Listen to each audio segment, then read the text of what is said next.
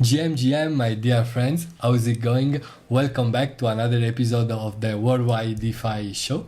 So today is a green day, as you can see. We are seeing a big rebound for most of the crypto markets. We are having Bitcoin up 3.3%, Ethereum up 4%. XRP, BNB, Solana, Dogecoin, Cardano up between 3 and 7%. Also Hyperliquid up 6.62%, Avalanche up 5.8%. So quite a green day for the whole market, and we experienced a very strong rebound from the short-term lows that we experienced like 5 days ago, 6 days ago. So the market reacted pretty well. We still have to see whether this rebound has enough gas, enough power to turn itself into the beginning of the last leg of the bull market, or just to turn itself into a continuation of the bull market. I'm still cautious in the short mid term, because also if we have a look at the BTC chart, we can see that especially in the daily time frame, we can see that we had a lot of also liquidations in the past week, and so we had a lot of long liquidations here when the price tanked towards $108,000. Then we had a lot of shorts liquidation when price rebounded to basically current price, but then it tanked again, and it liquidated also again a lot of longs. So a lot of longs, and now I suppose that also with this rebound, many shorts have been liquidated, short trades have been liquidated, and we are in a very volatile phase of the market, especially in the daily time frame. And what makes me cautious is that when you have this setup, when you don't see the cloud here turning green, and the candle going higher than the red cloud, the red filled cloud here, it could also be a sort of bull trap, right? So we need to see whether this rebound continues. I think there are some chances that it continues, and it could turn itself into the beginning of the last leg of this bull market. Also because a lot of people are calling for it, and when a lot of people are calling for it, it's going to happen, I think. So it increases the percentage of it happening. But at the same time, I doubt there's such a strength that could ignite a very, very high leg up. So we need to see. And but regarding the weekly time frame, if we manage to close above the 9 periods moving average, which is the blue line here, it means the bull run is still on, I would say, or at least the bullish trend is still on. The bullish momentum in the medium term is still on. But then we need to see a bit how it reacts on the daily, on the when there are such violent movements that also ignites a lot of liquidations.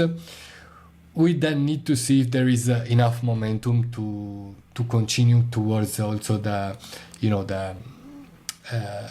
all-time high at around 124,000. We need to see.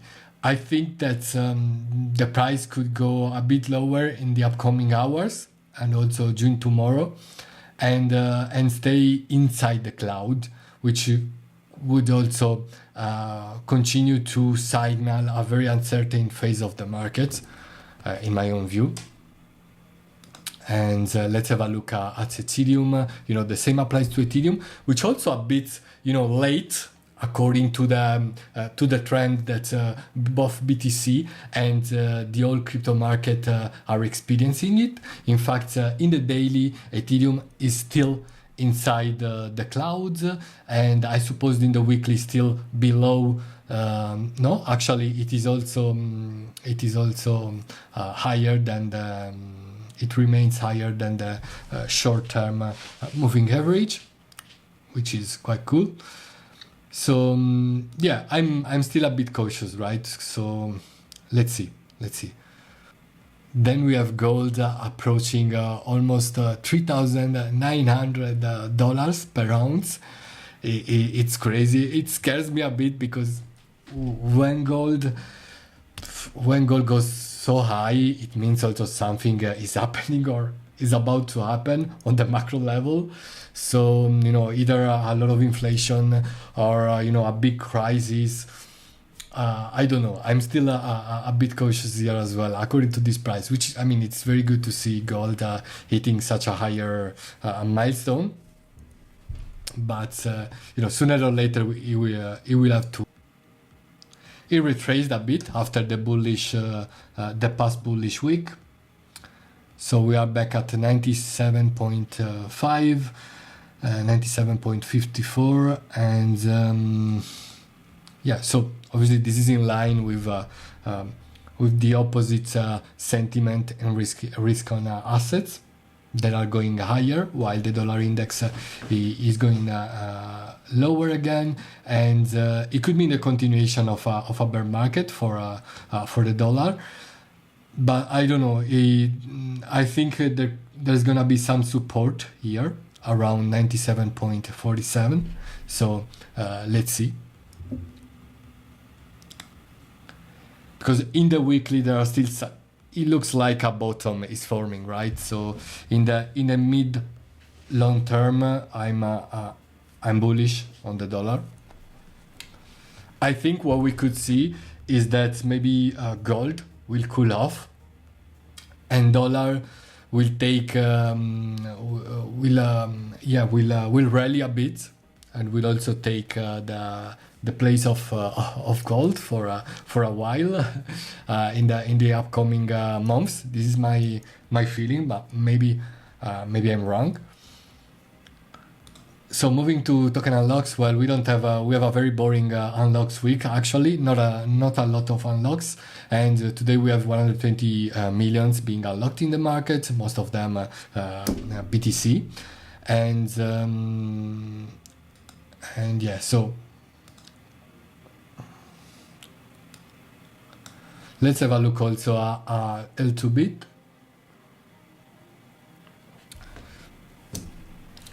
It didn't change much in terms of TVL, except for one chain, which is Starknet. That yesterday Starknet enabled BTC staking, and which means that you can secure the Starknet network by staking your Bitcoin and earning Stark tokens as a yield, as a staking reward. And this attracted a lot of liquidity. It is attracting a lot of liquidity, like 21%, and you can see their thread here on their announcements of the initiative.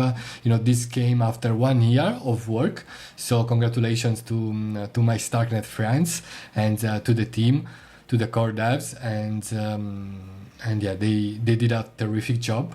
So hopefully this initiative, this BTCFi initiative, will attract a lot of liquidity. And if you want to experience Starknet BTCFi, I strongly suggest you to have a look at Brove. I'm also a contributor, so you need to know that. But it is a one-place interface, so a gateway towards both BTCFi on the let's say on what we call Brove mode, and then we are also working on enabling an interface from where you will be able to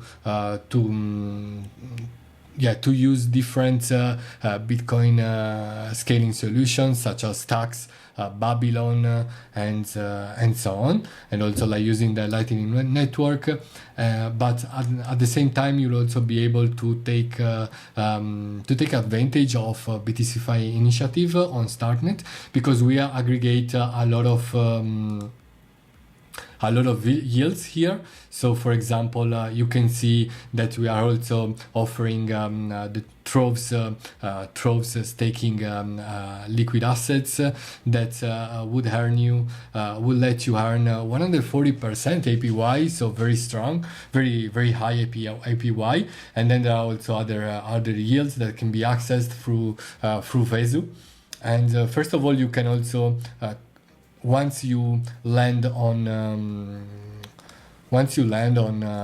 Broth for the first time, you'll be able to issue your Broth passport, and which is a passport where your Broth activity will be tracked, and it will be tracked on a Broth score depending on your activity on the protocol. So so while you play also with bridging, if you've never used Starknet, for example, you can simply also bridge choose our option one-click deposit, which basically bridge your BTC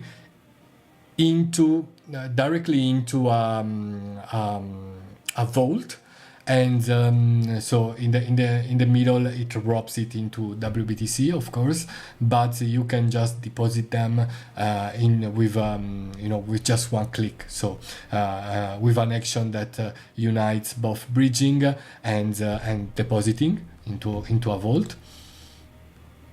Then there is also a cool portfolio dashboard and many other statistics about your Bitcoin activity.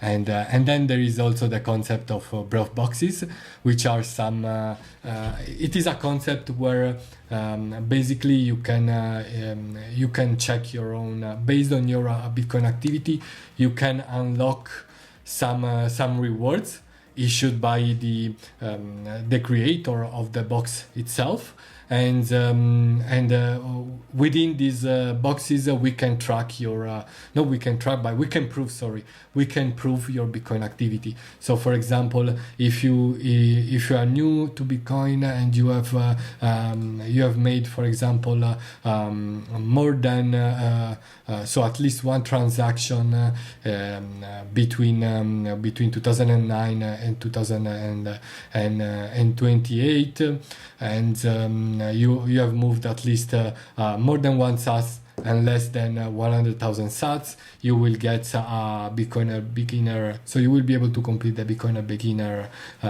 Broth box and earn some Broth points. And then there are different other Broth boxes. We are also issuing the first Broth bounties. Some will be issuing Broth boxes time to time, depending also on our partnerships. So we'll partner with many protocols on Starknet to offer different Broth boxes that users can try completing, and if they complete them, they will get rewarded by the protocol customizing the Broth boxes, or by our protocol itself. So I really suggest you to have a look at Broth and to enjoy Starknet BTCFi on it. So guys, I think that's for today that's it, because I've not had the opportunity to inform myself that much about today's news. I've been very busy, so I'll call it a day, and see you on Friday for the last episode of the week. So stay tuned, and and goodbye. Take care.